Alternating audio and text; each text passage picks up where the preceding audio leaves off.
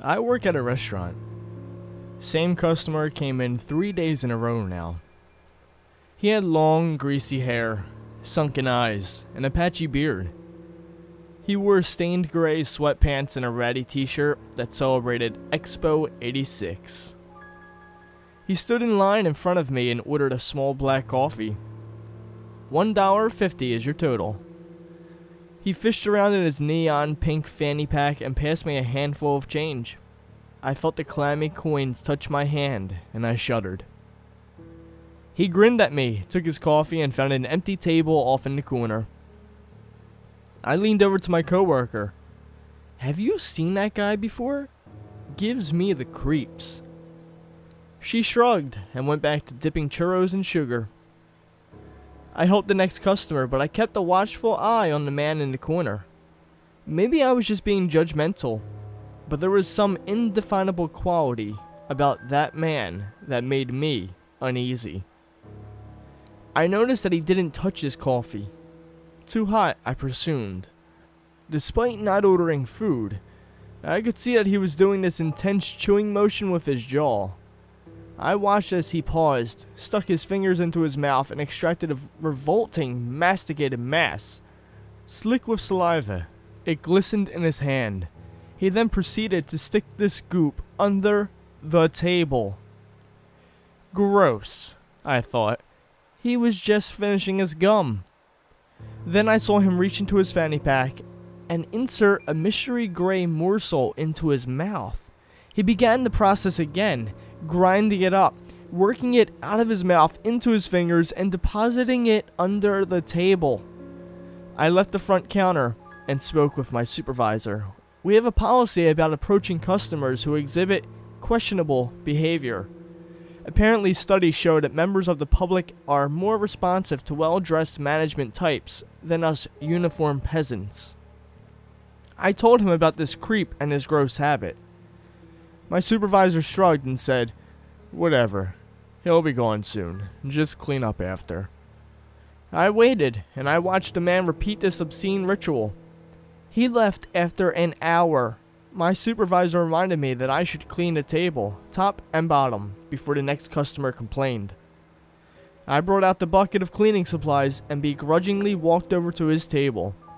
I went down onto my hands and knees and looked up. I had to retreat to avoid vomiting. There were over 24 moist bundles of chewed up goo that speckled the entire underside of the table.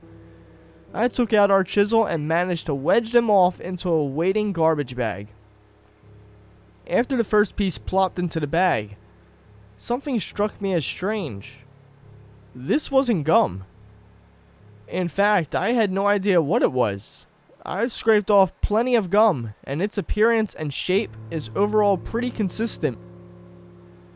Gum looks like old caulking and comes in all the colors of the rainbow. In contrast, the mystery gunk was dull, gray, and had the fibrous texture of chewed up steak. I finished cleaning up and tried to put this revolting chore behind me. The next day, at the start of my shift, I saw the man again. He was at a different table, and in front of him was another small coffee. Standing behind the till, I scrutinized the man's actions. Again, without fail, he stuck his fingers into his mouth, extracted a gnawed-on mass, and placed it under the table. I swore under my breath. Store policy be damned. I was going to speak to this gentleman and tell him his behavior was unacceptable.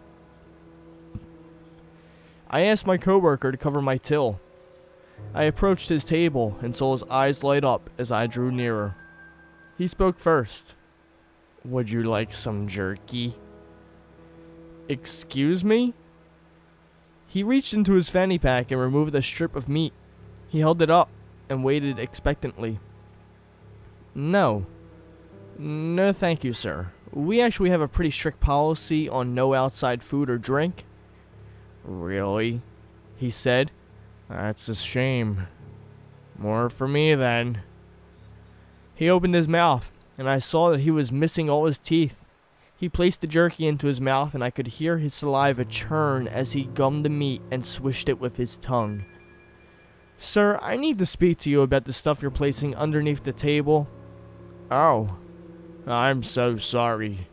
I did not realize it was a bother. I will stop immediately. Okay, I said, feeling more than a little embarrassed and grossed out. I began to back off from the table when he grabbed my wrist and said, I like you. I pulled my arm back and shuddered. I left the table, gave my hands a thorough cleaning, and went back to work. I didn't trust the man to keep his word, and sure enough, he continued depositing bits of food under the table. I saw him leave, and my supervisor encouraged me to go clean up. The table was worse than yesterday. It was like a star map of chewed up food. I grabbed the chisel and again removed the disgusting meat stalagmites from the table. The next day, I'm returning from my break when I see the man again. He's at a different table and has a small cup of coffee in front of him. I resolve that there is no way in hell I'm going to allow this to happen again. I approach my supervisor, and this time, I am vehement. I threaten to walk out if he allows the man to continue this horrendous practice unopposed. My supervisor relents, says we can kick the man out as long as I'm the one that does it. He opts to remain in the back room while I do the confronting. I begin my approach, determined to put an end to this nonsense. I notice that beside the man he has numerous grocery bags filled with economy-sized containers of salt. He sees me. Sure you don't want some jerky? No. Sir, I spoke to you yesterday about the chewed up meat you keep putting under the table. I asked you to stop, and you did not. I'm going to have to ask you to leave. Are you alone? What? No. Sir, please leave. If you don't leave now, I'm going to call the police. He frowned, but did not get up. He pulled out a wad of jerky from his fanny pack and placed it in his mouth. Then, something fell out of his fanny pack and dropped to the table. It looked like a large French fry, but the tip there was the unmistakable impression of a fingernail. There was no doubt in my mind that before me was a lone human index finger. My jaw dropped and I met his surprised gaze. Such a shame. You would have dried up nicely. I ran before he could grab me. I barricaded myself in the back room and phoned the police. My supervisor hassled me for answers as I hyperventilated trying to regain control. The police came shortly after. The man had left by that point, but given my description, they were able to pick him up soon after. Over the next few days, the police asked me many questions and they provided few answers. A few months later, I got the whole story. Turns out he was a forward-thinking, long-term cannibal. He wanted to find the best way to preserve his kills, some technique that retained flavor without making the meat too tough. So he innovated. He bought an industrial-sized dehydrator, chopped up his victims, and filled Ziploc bags full of people gum. The media referred to him as the jerky killer, based upon his love of spicing and drying his victims. Since he didn't have any teeth, he could never finish the last mouthful of fascia and muscle. Once the last bits of meat lost its flavor, it had to go somewhere. Under the table seemed like a reasonable place. Investigators found that he had placed pieces of his victims beneath the tables in over 100 restaurants. Apparently, one of his favorite activities was relaxing with a cup of black coffee and chewing the fat of his old friends.